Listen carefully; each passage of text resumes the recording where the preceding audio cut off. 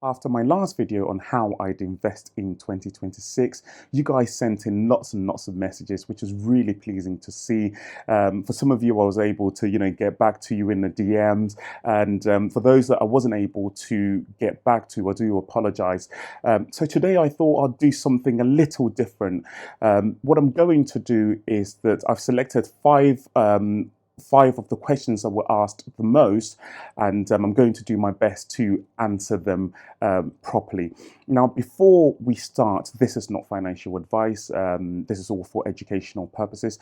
If you are looking for financial advice, please do speak to a qualified financial advisor. The first question on the list here is it too late to start investing? And the simple answer is no.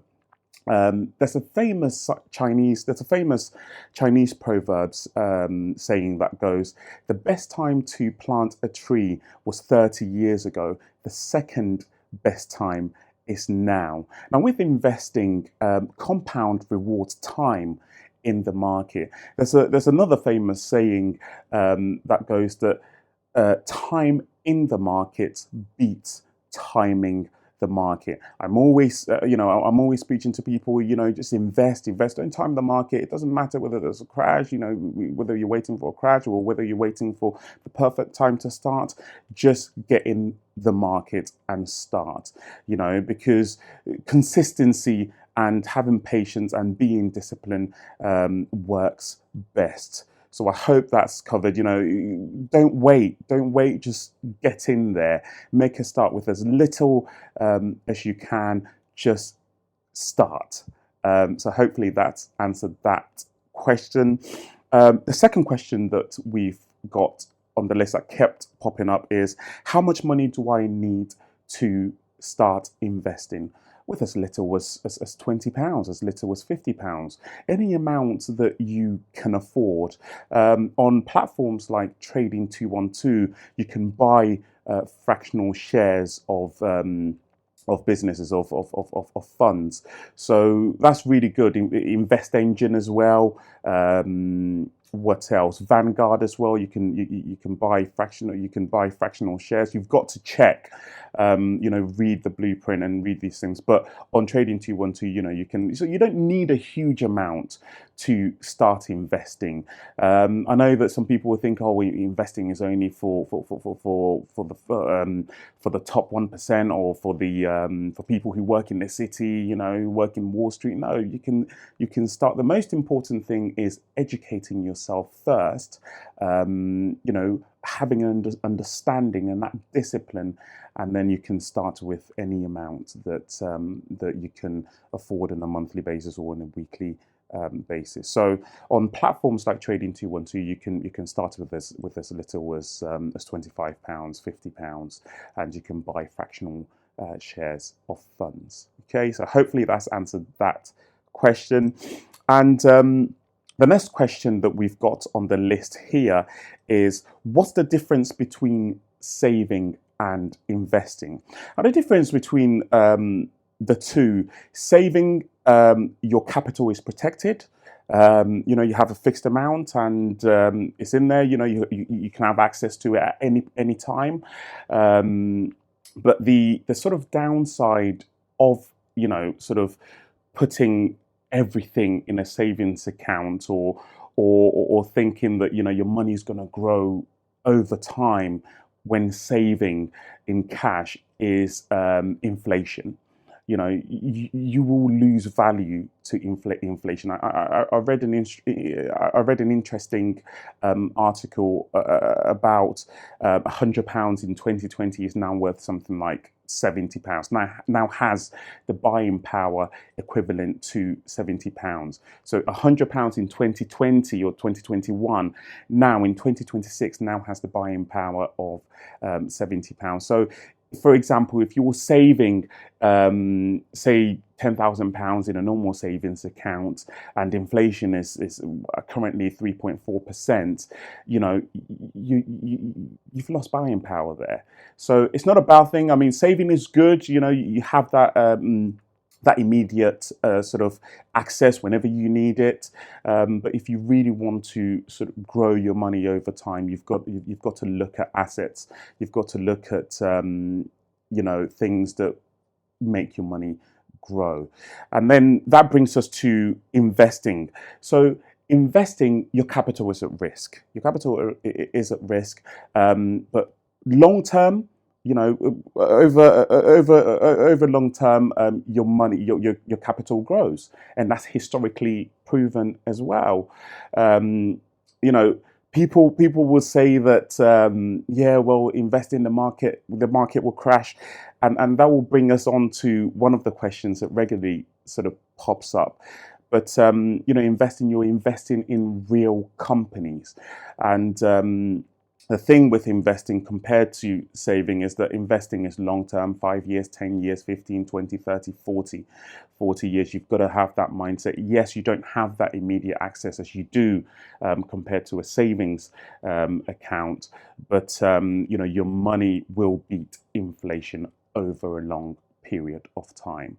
So I hope I've explained that well.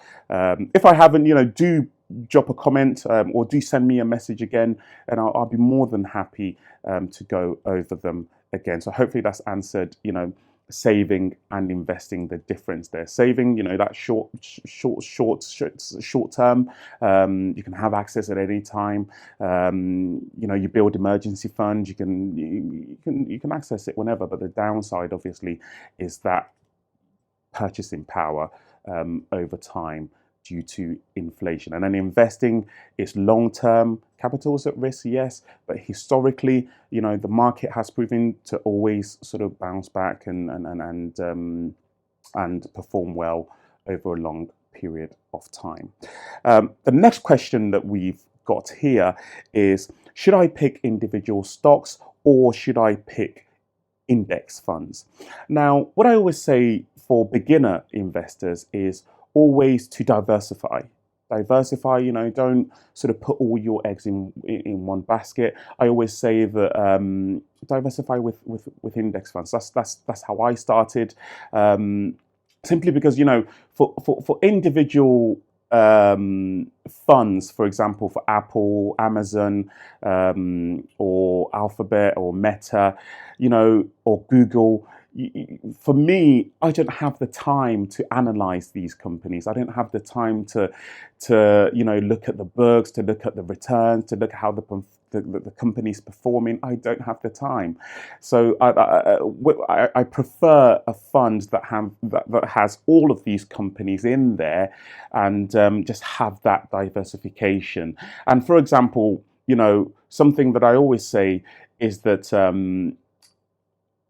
if you remember, back in the day, BlackBerry. BlackBerry was the company. Everyone was using BlackBerry back then, and this is nothing towards BlackBerry. I'm just using it as an example. Everyone was using BlackBerry. It was the hottest, product in town. But where is BlackBerry now as a company? So that should give you an idea that you can invest in one company, put your eggs in one basket, but nobody knows what's going to happen in 10, 15, 20 years or 30 years to that company. However, if you diversify and invest in a basket of companies, which is an index fund, you're sort of, your risk level is not too high. So that's what I'd always recommend for beginner investors, is to diversify in an index funds or a global fund, as opposed to individual stocks. But then, if you're somebody that you have the knowledge or you're good at picking the right companies, I have some friends that are good, with these companies, and over time they're in the game, So if you're somebody like that, and you're able to pretend what the next Apple's going to be, or what the next Amazon is going to be, or the next Nvidia is going to be, by all means, then invest in that. And then that brings us to our last question: is what if the market crashes right after I invest? And this is the number one sort of question that puts people off, that puts beginners off to starting their investing journey. One thing I'll say is that investing in the stock market is volatile. You know, it goes up, it's down, it goes up. But what history tells us is the market recovers every time. The market recovers, and this is why having that patience, this is why having that discipline is so important when investing. Not to panic whenever the market drops. In fact, take advantage when the market drops. For me personally, I've said it, you know, lots and lots of times that I welcome market crashes. I love it when the stock market drops, because all the funds that are trading at a high price, that's an opportunity to buy them at a cheap price. But that's not to say, you know, I time the market. No, I don't. But whenever the market drops, or whenever there's a market crash, or whenever there's, you know, noise in the news about the stock market, about geopolitical news that affects the stock market, that makes the stock market drops. If I've got extra cash or anything, I invest more during these periods. But that's not to say that I time them. It's just to say that I take advantage whenever there's a market drop. So that shouldn't be something that should sort of put you off starting your investing journey. You know, whether if there's a market drop or if there's a market crash. No, just start. Remember what we said about, you know, is it too late to start investing? The next best time is now. Start your investing journey. Get in the market. Be disciplined. Be patient. Think long term, and your money will beat inflation.